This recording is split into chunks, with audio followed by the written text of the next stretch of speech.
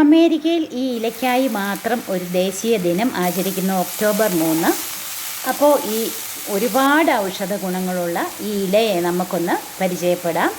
അപ്പോൾ ആദ്യമായി ഈ ചാനൽ കാണുന്നവർ ദയവായി ഒന്ന് സബ്സ്ക്രൈബ് ചെയ്യണം. മറക്കാതെ ബെൽ ബട്ടൺ ക്ലിക്ക് ചെയ്ത് ഓൾ ഓപ്ഷൻ കൊടുക്കണം. വീഡിയോ ഇഷ്ടമായാൽ നിങ്ങൾ ലൈക്ക് ചെയ്യണം, ഷെയർ ചെയ്യണം.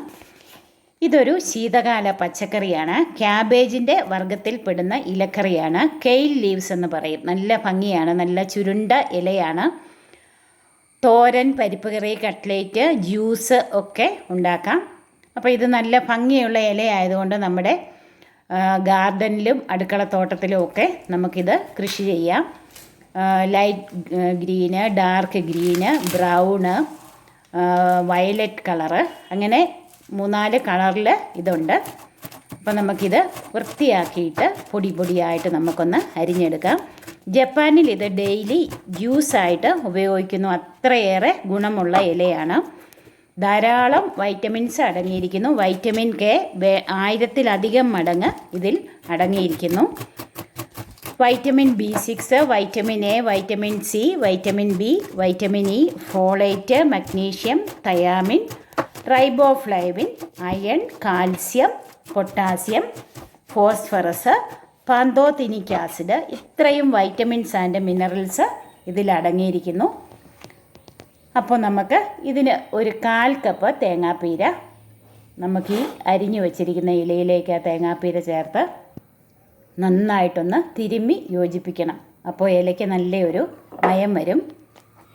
ഈ ഇല സാലഡായിട്ടും വിദേശ രാജ്യങ്ങളിൽ ബീഫിൻ്റെ കൂടെയൊക്കെ ഇത് കറി വെച്ച് ഉപയോഗിക്കാറുണ്ട്.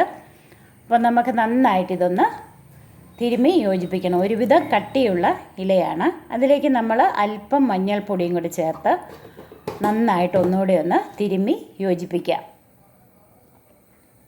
അപ്പോൾ ഇനിയൊരു പാൻ അടുപ്പിൽ വെച്ച് നമുക്കതിലേക്കൊരു 2 ടീസ്പൂൺ വെളിച്ചെണ്ണ ചേർത്ത് കൊടുക്കാം.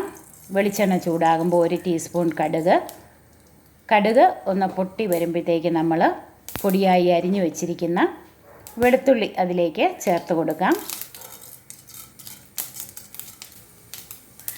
അതിലേക്ക് 1 സ്പൂൺ അരി ചേർത്ത് കൊടുക്കണം.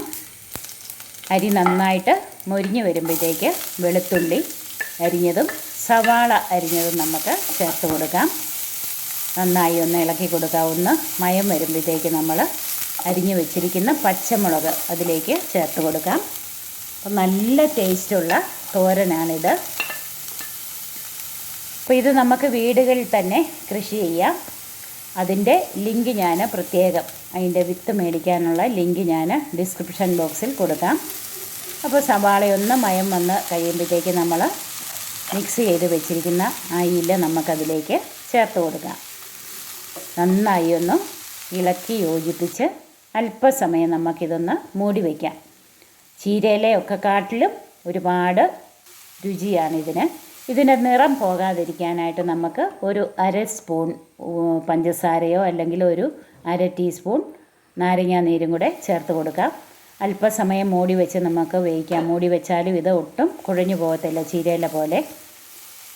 മൂടി വെച്ച് വേവിച്ചിട്ട് നമുക്ക് തുറന്ന് ഒന്ന് ഇളക്കി തോർത്തിയെടുക്കാം. അപ്പം ഒരുപാട് ഔഷധ ഗുണങ്ങളുള്ള ഈ തോരൻ നിങ്ങളൊന്ന് ട്രൈ ചെയ്ത് നോക്കണം. ഇനിയും പുതുരുചികളുമായി നമ്മൾക്ക് വീണ്ടും കാണാം.